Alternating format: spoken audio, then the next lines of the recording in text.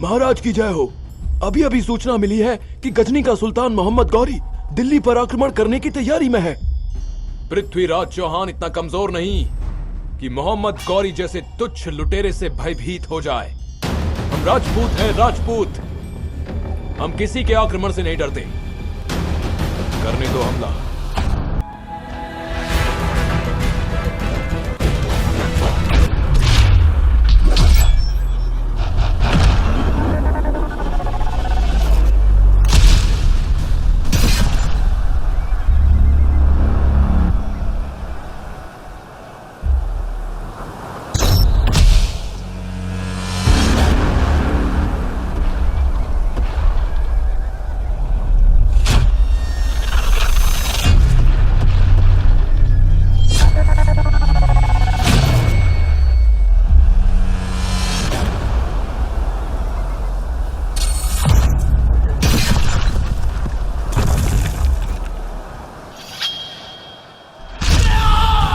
पृथ्वीराज, मैंने दिल्ली पर आक्रमण करने की जो गुस्ताखी की उसके लिए मुझे माफी दो।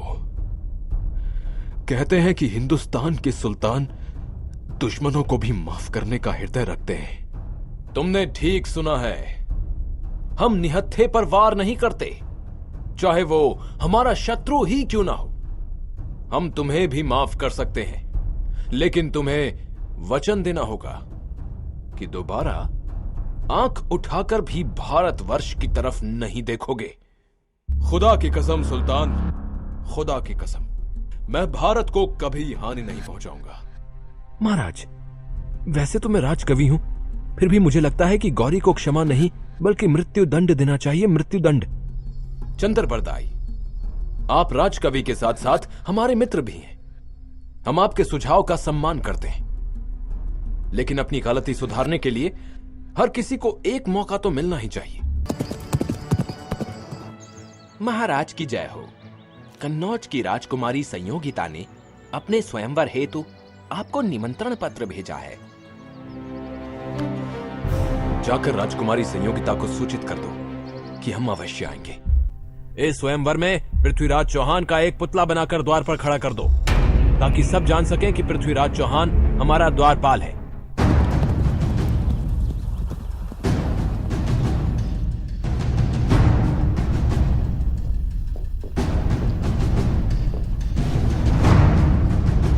महाराज, अभी अभी सूचना मिली है कि आपके अपमान के उद्देश्य से जयचंद ने आपका पुतला बनवाकर द्वारपाल के रूप में लगवाया है।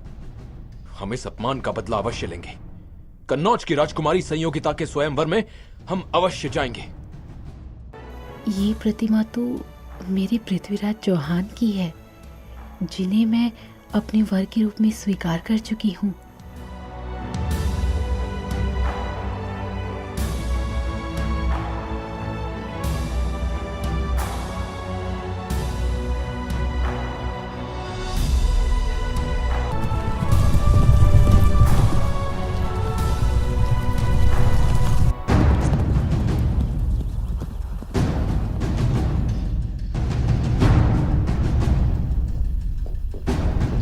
संयोगिता ने मेरी प्रतिमा को जयमाला पहनाई, अतः ये मेरी पत्नी हुई। इस अधिकार से मैं इन्हें ले जा रहा हूं। यदि किसी सम्राट में साहस हो तो मुझे रोक ले।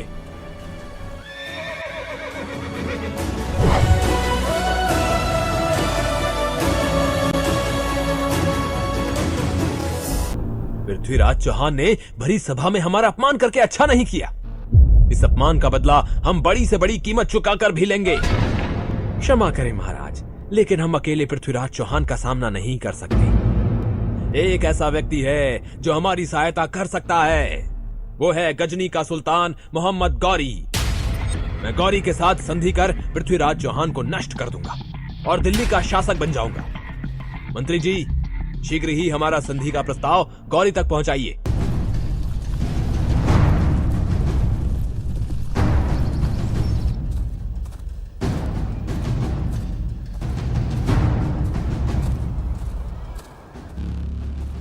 सुल्तान, कन्नौज के महाराज जयचंद आपकी ओर दोस्ती का हाथ बढ़ाना चाहते हैं। आप पृथ्वीराज चौहान पर आक्रमण करें। हमारी सेना आपके साथ है, सारी दौलत आपकी होगी और दिल्ली का सिंहासन महाराज जयचंद का।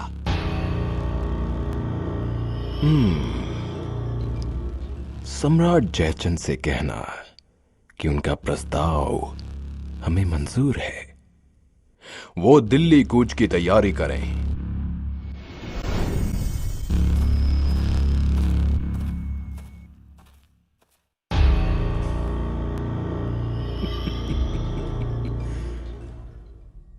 चाहे कोई कितना ही बलवान क्यों ना हो, फूट इंसान को कमजोर बना देती है। इनकी आपसी फूट का मैं पूरा फायदा उठाऊंगा। पृथ्वीराज को पराजित कर दिल्ली की सारी दौलत मेरी हो जाएगी, मेरी। अब गजनी सोने की चिड़िया कहलाएगा।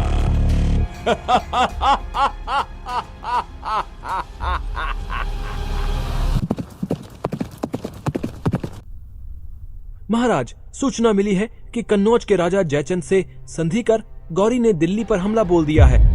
क्या? जयचंद ने गौरी से संधि कर ली? हम बाहर के दुश्मन को तो एक बार माफ कर सकते हैं, लेकिन देशद्रोही को नहीं।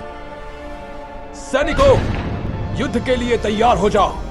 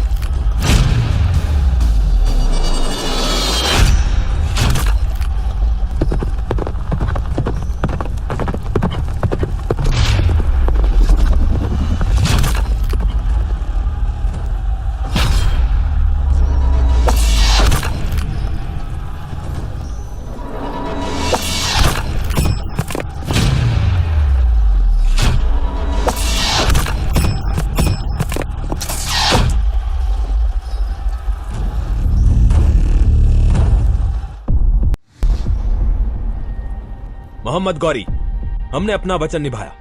अब तुम भी हमें दिल्ली का शासक बनाकर अपना वचन पूरा करो। जयचंद, तुम्हारी सहायता के बिना तो पृथ्वीराज चौहान को हराना संभव ही नहीं था। तुम्हें तो जरूर इनाम दिया जाएगा। सैनिकों, इस गद्दार जयचंद को बंदी बना लो।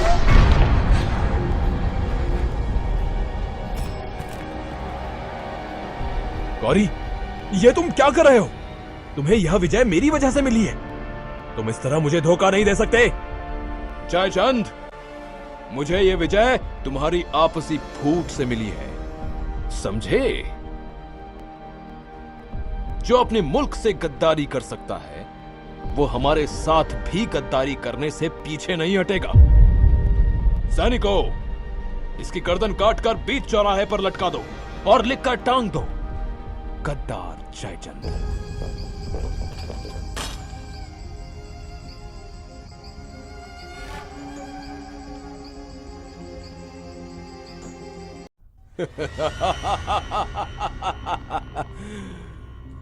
दिल्ली का सम्राट पृथ्वीराज चौहान आज हमारे सामने जंजीरों में जकड़ा बंदी बनकर खड़ा है।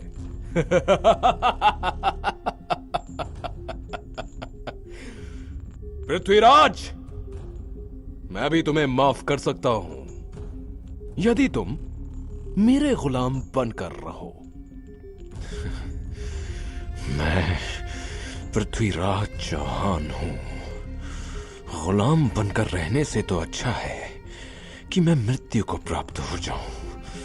दुष्ट, तू बंदी बना खड़ा है, फिर भी हमें आंखें दिखाता है। अपनी ये घूरती निगाहों को नीचे कर। गौरी, क्या तू जानता नहीं कि हम एक राजपूत हैं और एक राजपूत की आंखें मौत के बाद ही नीचे होती हैं। सैनिकों, जिन आंखों से ये हमें घूर रहा है, उन आंखों को गरम सलाखों से फोड़ दो।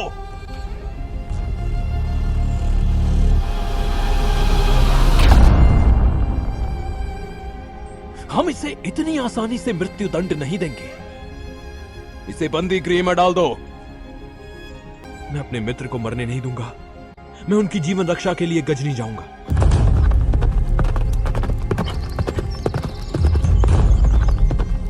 मोहम्मद गौरी, तुमने सम्राट पृथ्वीराज को बंदी बनाकर उनकी आंखें फोड़ दी। क्या तुम भूल गए कि इसी पृथ्वीराज ने तुम्हें 16 बार माफी की भीख दी थी? भीख। सैनिकों, बंदी बनाकर इसे भी इसके मित्र के साथ बंदी गृह में डाल दो।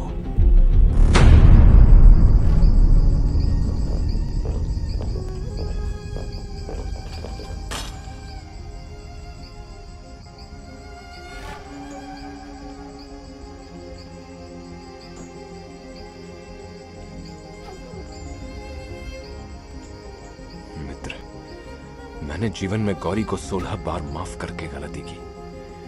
मुझे अभी भी यदि एक अवसर मिल जाए तो मोहम्मद गौरी का वध कर दूं। सुना है सुल्तान तीरंदाजी के खेल का आयोजन करा रहे हैं, जिसमें अनेक धनुर्धारी हिस्सा लेंगे। मित्र, सुना आपने? गौरी ने तीरंदाजी खेल का आयोजन किया है, जिसमें आप भी हिस्सा लेकर शब्दभेद धनुर्विद्या से गौरी का वध कर सकते हैं। हमें यह अच्छा मौका छोड़ना नहीं चाहिए।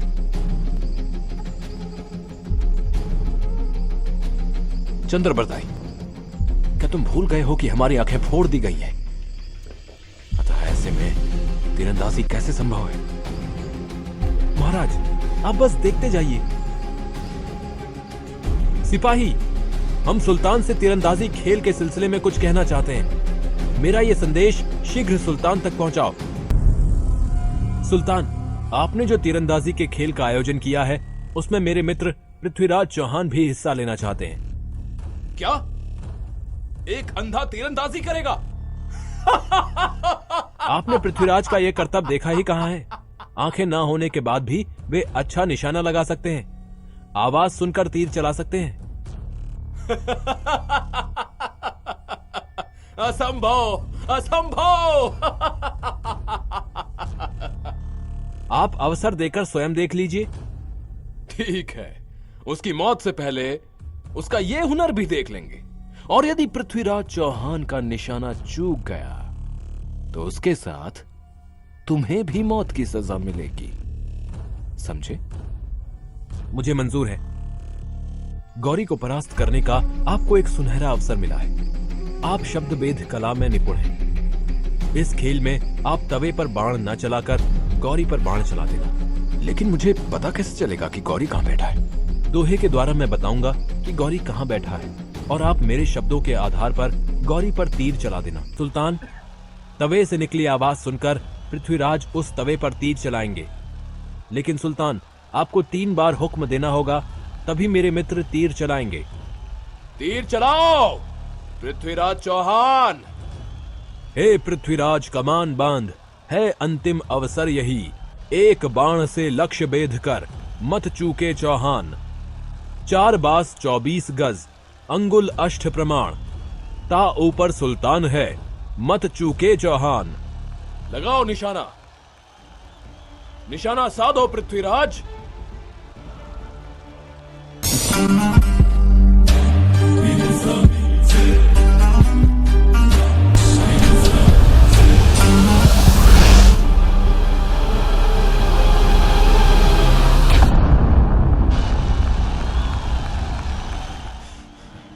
मैंने अपने अपमान का बदला ले लिया चंद्रबरदाई, मैंने अपने अपमान का बदला ले लिया।